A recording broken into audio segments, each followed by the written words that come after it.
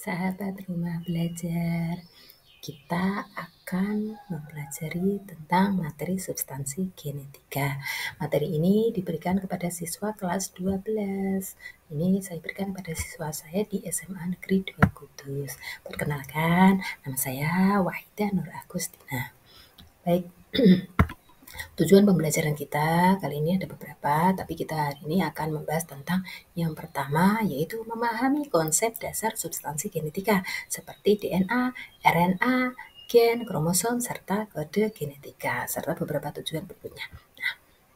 Nah, ini merupakan struktur dan fungsi asam nukleat. Struktur nukleotida ini merupakan komponen penyusun DNA dan RNA, yaitu berupa gula pentosa, basa nitrogen, serta gugus fosfat.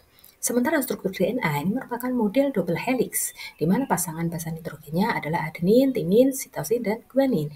Dan DNA sendiri memiliki fungsi sebagai pembawa informasi genetika. Sementara struktur RNA, ini ada 3 jenis RNA, yaitu messenger RNA, tRNA, dan rRNA.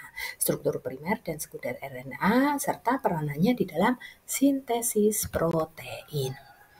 Basa nitrogen pada DNA maupun RNA memiliki beberapa perbedaan, yaitu yang pertama pada basa nitrogen DNA yang baik memiliki purin maupun pirimidin, ini perbedaannya pada pirimidinnya, yaitu pada DNA ini memiliki timin, sementara pada RNA ini tidak ada timin tetapi digantikan dengan urasil.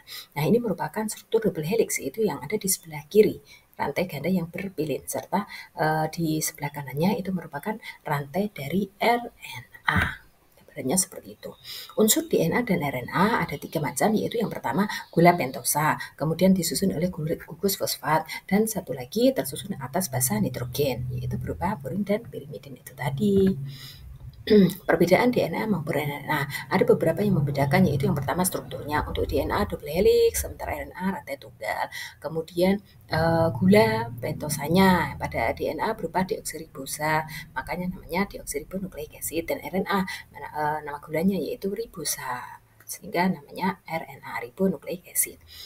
Perbedaan berikutnya adalah basa nitrogennya, yaitu yang DNA memiliki purin, adenin, dan guanin, kemudian pirimidin, timin, dan sitosin. Sementara RNA memiliki purin, adenin, dan guanin juga, tetapi pirimidinnya urasil dan sitosin. Letaknya, kalau DNA terletak di inti atau nukleus, di mitokondria, dan di kloroplas. Sementara RNA terletak selain di inti, di sitoplasma juga ada, di ribosom juga bisa kita jumpai adanya RNA, kemudian di mitokondria dan di kloroplas, sama dengan di DNA tadi. Lalu jumlahnya, ini yang membedakan. Pada DNA jumlahnya ini selalu tetap, sementara RNA jumlahnya berubah-ubah. Persamaan DNA dan RNA sama-sama merupakan asam nukleat. Kemudian komponen penyusunnya, komponen nukleotidanya yaitu terdiri atas tadi gula pentosa, fosfat, dan satu lagi basa nitrogen. Kemudian satu lagi peranannya dalam kehidupan sel. Kedua, jenis asam nukleat tersebut memiliki peran penting di dalam kehidupan sel, di mana DNA merupakan pembawa informasi genetika, sedangkan yang RNA ini terlibat dalam ekspresi gen, yaitu proses untuk mengubah informasi genetika menjadi protein. Gen dan kromosom. Gen sendiri ini merupakan unit terkecil pembawa sifat herediter, sifat-sifat yang diturunkan, di mana lokasi gennya terletak pada kromosom. Sedangkan kromosom sendiri merupakan struktur pembawa gen. Jenis-jenis kromosom ada 2 macam, yaitu autosom atau kromosom tubuh dan gonosom atau kromosom kelamin. Kemudian struktur kromatin dan kromosomnya. Lalu hubungan gen dan kromosom ini terletak di alelnya, lokus gen, dan hubungannya dengan munculnya sifat-sifat fenotip atau sifat-sifat yang bisa kita lihat dari luar. Replikasi DNA. Proses replikasi ini merupakan mekanisme penggandaan DNA, di mana enzim-enzim yang terlibat yaitu adanya helikase, kemudian DNA polimerase, dan ligase. Kenapa replikasi DNA ini penting? Karena ini berfungsi untuk pertumbuhan dan perkembangbiakan makhluk hidup. Ekspresi genetika. Ini merupakan suatu proses di mana informasi genetika yang tersimpan di dalam DNA digunakan untuk menghasilkan produk fungsional. Ini biasanya berupa protein. Terdiri dari yang pertama yaitu transkripsi, proses pembentukan mRNA dari DNA. Ini terjadi di dalam inti sel. Perannya ini yang berperan adalah enzim RNA polimerase. Kemudian proses translasi yaitu proses pembentukan protein dari mRNA tadi yang membawa kode genetik, kemudian peran dari tRNA serta ribosom. Dan satu lagi regulasi ekspresi gen. Ini adanya faktor-faktor yang mempengaruhi ekspresi gen, yaitu faktor intrinsik maupun faktor ekstrinsik. Terjadi juga mutasi. Nah, mutasi itu apa? Perubahan pada materi genetika. Nah, ada jenis mutasi. Bisa mutasi yang terjadi pada gennya, pada kromosomnya, maupun pada genomnya. Kemudian ada sebab mutasinya. Dampak mutasi, ada mutasi yang menguntungkan, ada mutasi yang merugikan, dan netral. Rekombinasi genetika. Apa itu rekombinasi genetika? Yaitu proses pertukaran materi genetik, di mana mekanisme dari rekombinasi genetika ada crossing over atau pindah silang, kemudian konjugasi dan transduksi. Kenapa rekombinasi genetika ini penting? Karena ini berfungsi sebagai sumber dari variasi genetik dan untuk evolusi makhluk hidup. Nah, kode-kode genetika ini juga berperan. Apa itu kode genetika? Ini merupakan kumpulan dari kodon. Kodon itu merupakan triplet dari basa nitrogen yang nantinya akan mengkode asam amino. Sifat dari kode genetika ada yang bersifat universal, dia bersifat universal, tidak ambigu, dan mengalami degenerasi. Nah, sedangkan ekspresi genetika ini ini kita lihat mulai dari sel di mana di sel ini ada atau kita jumpai adanya inti sel atau nukleus. Kemudian nukleus ini terdiri atas kromosom-kromosom, dan kromosom ini bisa kita jumpai uliran DNA tadi. Sedangkan genom ini merupakan materi genetik lengkap dari suatu organisme, di mana ini terdiri dari DNA yang nantinya akan membawa informasi genetik organisme, termasuk urutan pengkode dan non-pengkode. Lalu genom di dalam organisme bisa kita jumpai baik di dalam organisme eukariot maupun organisme prokariota. Genom pada manusia, ini studi pada genom manusia atau genomik ini sangat penting untuk membantu kita. Dalam hal apa? Yaitu untuk mengetahui gen yang terkait dengan penyakit, kemudian kelainan bawaan, dan bagaimana hal tersebut bisa dilakukan atau diperlakukan. Lalu kita bisa gunakan juga untuk menelusuri nenek moyang melalui pola di dalam gen tersebut.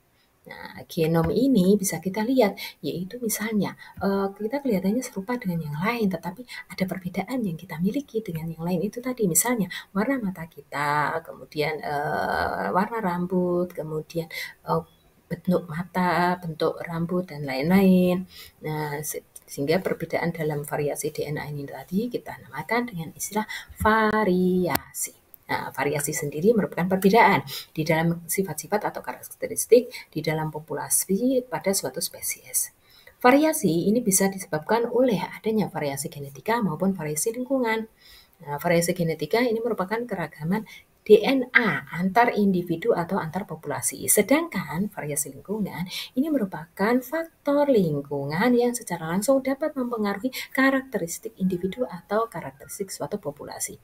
Ini ada beberapa kategori yang bisa nanti kita masukkan dia, termasuk variasi genetika, termasuk faktor genetik atau faktor lingkungan, atau gabungan antara faktor genetik dan lingkungan.